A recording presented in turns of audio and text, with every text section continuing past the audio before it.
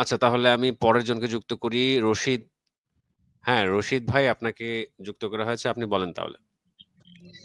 চিনতে পারছেন স্যার? একটু বললে ভালো হয়। যে সেদিন যে ফোন দিছিলাম, ওই যে 2 দিন যে বাকি ছিল ভ্যাকসিন নেওয়া, কথা বলছিলাম। ও আচ্ছা, আপনি কি লাইভে জয়েন করছিলেন? জি জি জি, লাইভে জয়েন করছিলাম। আচ্ছা আচ্ছা, হ্যাঁ হ্যাঁ, বলেন বলেন, হ্যাঁ মনে পড়ছে মনে পড়ছে, হ্যাঁ মনে পড়ছে। কি অবস্থা বলেন? ভ্যাকসিন কি নিয়ে নিছেন যে নাকি আপনি? না, ভ্যাকসিন নেই নাই এখন।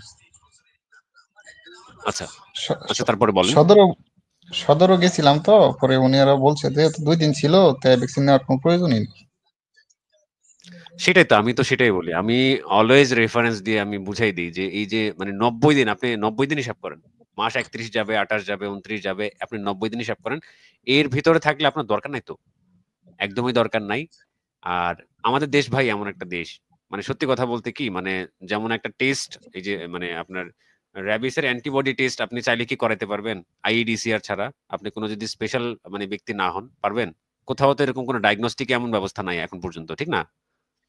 না না, আমাদের এমন যদি দেশে তো হইতো এমন তাহলে তো ব্যবস্থা আমরা নেই। দেখে দেখে দেখে দেখে প্রত্যেকটা রোগীকে দেখে দেখে পাঠাইয়া, তারপরে হচ্ছে যদি এমন হইতে হইতে পারে যে রোগী আপনার ভ্যাকসিন দিছে 6 মাস, এখনো তার টাইটার ভালো আছে, তবে ভ্যাকসিন দরকার নেই, এরকম আমরা বলতে পারতাম না? কিন্তু আমাদের দেশটা ভাই এমন একটা দেশ, মানে উন্নয়নশীল দেশ। উন্নত দেশে কিন্তু আবার এই ধরনের ব্যবস্থা আছে, র্যাবিসের টাইটার চেক করার জন্য ডায়াগনস্টিক গুলো আছে, ডাক্তাররা আছে। কিন্তু আমাদের দেশ ভাই, মানে এই প্রেক্ষাপটে মানে কি বলবো, খুবই দুঃখজনক। আর আপনার তো মানে রেঞ্জের মধ্যে ছিল, সমস্যা নেই, এখন এইভাবেই চলবে আমাদের দেশে। এইভাবেই হচ্ছে এই ধরনের চিকিৎসা চলবে। এটা খুবই দুঃখজনক। আচ্ছা, যাই হোক, তারপরে আপনার কোনো প্রশ্ন থাকলে বলেন। জি, এই ধরনের ব্যবস্থা তো ইন্ডিয়া আছে, সরকারি ভাবে ফ্রি দেয়, করায়। এগুলো তো আসলে আমাদের বাংলাদেশে দেশে মানে চালু হওয়া উচিত। যেমন ডায়াগনস্টিক মানে যে সেন্টার গুলো ব্যাঙের ছাতার মতো, তো দেখা যায় একটার পর একটা, দেখা যায় আমাদের এই এরিয়াতেই দেখা যায় 4-5টা হয়ে যায়। এটা নরমাল একটা বাজারের মধ্যে 4-5টা হয়ে যায়, লাইসেন্স নাই, কিছু নাই। তো এগুলোর মধ্যে তো এই টেস্টটা আসতে পারে, তাই না? একটা স্ট্রিপ টেস্টের মতো করে আসতে পারে, বা কোনো একটা ইয়ের মধ্যে আসতে পারে, কোনো একটা অ্যানালাইজার একটু কমে ছেড়ে দিলে ডায়াগনস্টিক গুলো এগুলো রাখতে পারে। কিন্তু আসলে আমাদের সিস্টেমটাই ভাই মানে ভুলভাল, আর পুরা সিস্টেমটা হচ্ছে মানে গন্ডগোলপূর্ণ, এই জন্য হয় না আরকি।